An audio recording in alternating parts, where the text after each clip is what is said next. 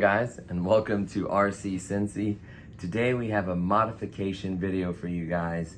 So we featured this boat on the channel. Technically I think we had two of them, two different types, one from Five Below for $15 and this one from Walmart for $20. So they performed reasonably good for the price. You know, for 20 bucks, you can't expect too much. And then the other one for 15 actually had a couple more features with the LED lights and the water cannon. But this one really looked cool in the water. I love the way this looks. It reminds me of the other New Bright boats they had. They had like a red version that was much bigger that I ended up modifying. And of course, a few months later, they came out with a 2.0 version that's basically the upgraded from 3.7 volts to 7.4, I would imagine, what I did like months and months ago. So I figured, why not upgrade this little guy with some real power? So without further ado, let's reveal what I did. So the very first thing is you have to remove this 3.7 volt little battery. This is 300 milliamps rechargeable. So what I did is I soldered some wires to the bottom where it connects, got rid of the two prongs that stick up. I went ahead and put a small micro fan. I think I got like a 3-pack or 4-pack for like $9 or something like that.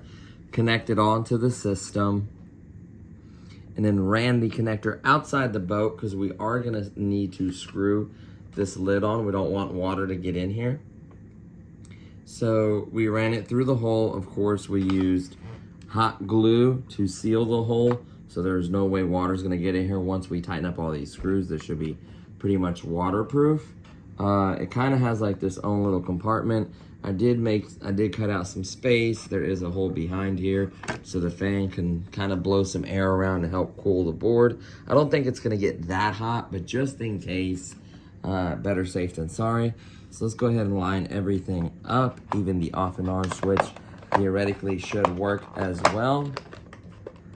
So of course, I'm gonna screw all these on, but for now, I might just tighten up one.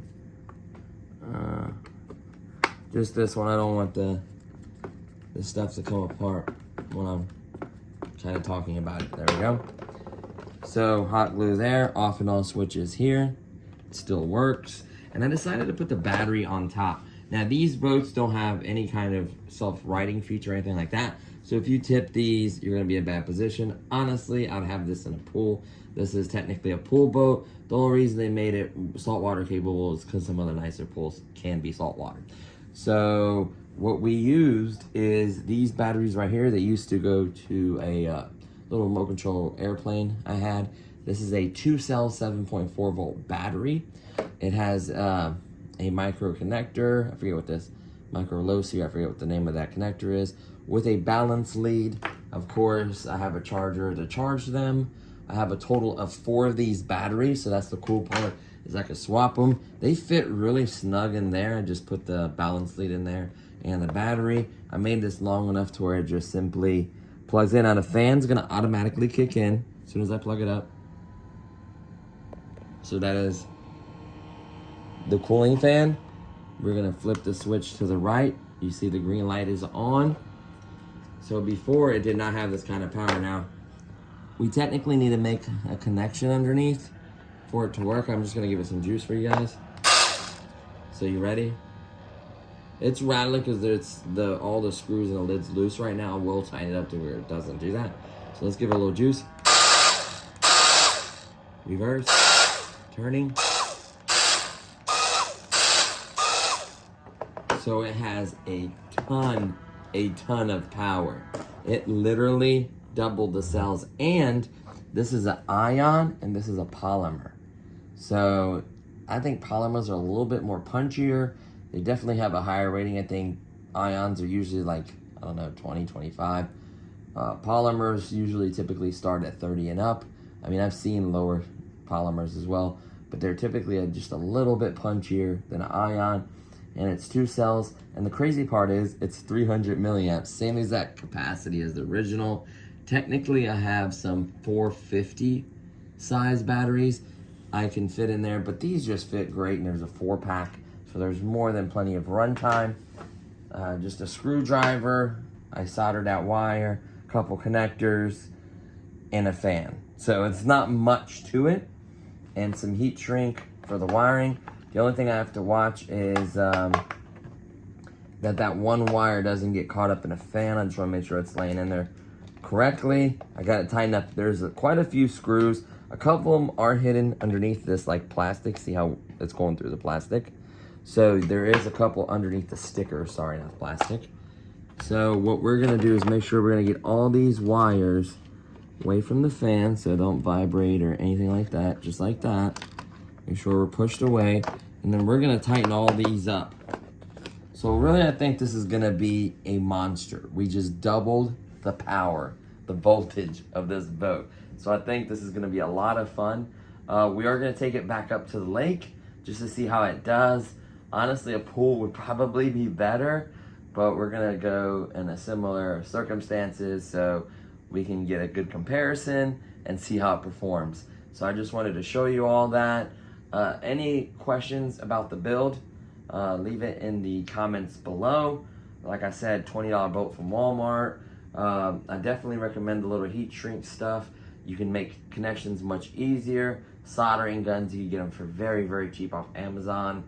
These batteries you can buy in a multi-pack. You can use other 2-cell batteries. It doesn't necessarily have to be these. And if you can figure out a way to maybe make some kind of door or something, it's just, if I would have put the batteries in here, then I would have to undo all these screws to change the battery. And I quickly want to connect it. And this connection is very tight. It literally hides the prongs when it connects. Like, see how you can see them on this side? Well, when you connect it, it literally is very tight and very little, like, you would have to submerge this in water for it to be an issue. And of course, you have the off and on switch for the boat itself. Now it does have these wires right here. These are, not wires, but these connections.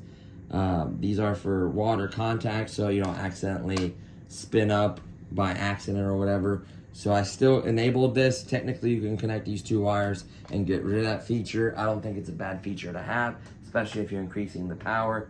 I think this boat, before, remember this back end was almost touching the water, like it was kind of in the water and sticking up.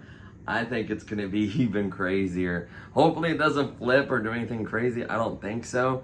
You know, we have some weight kind of towards the front a little bit, so maybe that'll help with the balance. If need be, I could take this hull off and put some lead weights in the front, maybe if it needs some kind of, or put some kind of little stabilizers, I don't know. Technically, it doesn't have a rudder, being, you know, 2 different motors. These are small little coreless motors, and I know coreless motors can handle up to 7.4 volts because I had tons of drones that ran these types of coreless motors. So I knew that, and a good part is most of these Chinese companies that make these will produce boards that can be used for multiple RCs, and the boards will typically be made a little bit higher up so they can be used, you know, for a 3.7 volt, you know, product, a 7.4 volt product. So that's the good thing, is a lot of them will be capable, and some of them on the backside would actually say, you know, 7.4 volts, you know, 6 volts, whatever. Some of them even has like what the board can handle when you connect to it. So it's kind of cool, and I figured they would save some money by, you know, making something like that. So hey, it's a bonus for us. So it is working perfectly. The heat, I don't know if it's gonna be an issue if you don't have the fan. We'll test that. But mine will probably not cut off because of the fan, but if it does cut off, then, you know, you get a different result than me, then you know that the fan is helping. So really, that's everything on it. I think it looks really cool. It's a good looking little boat. I think it's gonna be a ripper. Cannot wait to get it to the pond. So yeah, that's gonna do it for this one, guys. Thank you so much for watching, and I'll see you on the next one. Peace.